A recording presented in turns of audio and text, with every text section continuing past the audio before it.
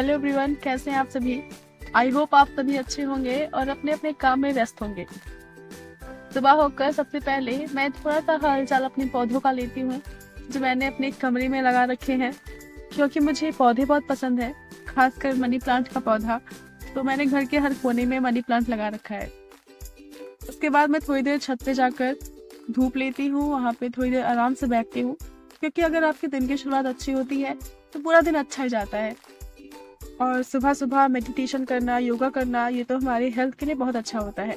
इससे हमारा माइंड भी फ्रेश होता है, तो पढ़ाई में अच्छे से मन भी लगता है।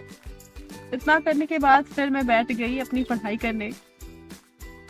तो पढ़ाई में आज के दिन की शुरुआत मैंने सबसे पहले साइंस से की है, क्योंकि साइंस ये जो एग्ज़ाम में मेरा काफ़ी नंबर ले जाता है। तो मैं सबसे ज़्यादा फोकस साइंस पे ही कर रही हूँ। मैंने साइंस में बायोलॉजी सबसे पहले पढ़ा, क्योंकि उसमें जो बॉटनी वाला चैप्टर होता है उसमें काफ़ी प्रॉब्लम आ जाती है। तो अब क्योंकि रीट में फैक्ट पे आधारित क्वेश्चन आते हैं, तो हमें एक एक पॉइंट अच्छे से पढ़ना होता है। तो मैंने साइंस कवर किया। फिर उसके बाद मैंने थोड़ा सा फिजिक्स पढ़ा।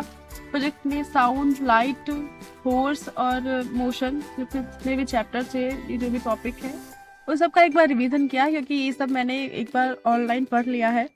तो बुक से एक बार अच्छे से रिवीजन कर लेती हूँ, क्योंकि उसमें कई सारी चीज़ें होती हैं जो मेरी बुक में बहुत आसानी से मिल जाती हैं, अच्छे से समझ में भी आ जाती है।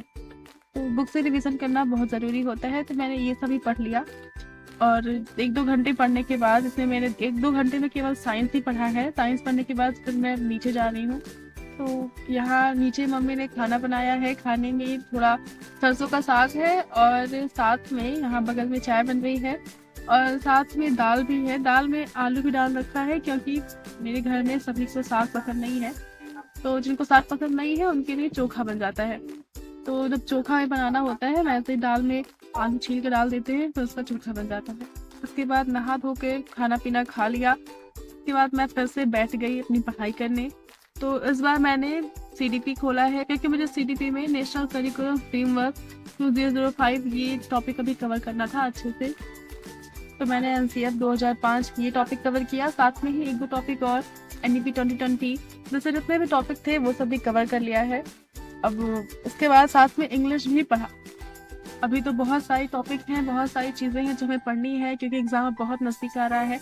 तो जल्दी जल्दी अच्छे से पढ़ाई करनी है, ताकि एग्ज़ाम के पहले पूरा सिलेबस ख़त्म हो जाए और हम अपनी प्रैक्टिस भी कर सकें। अभी तक मैंने कोई भी प्रैक्टिस सेट सॉल्व नहीं किया है, ना ही मॉक टेस्ट दिया है, केवल पढ़ाई कर रही हूँ।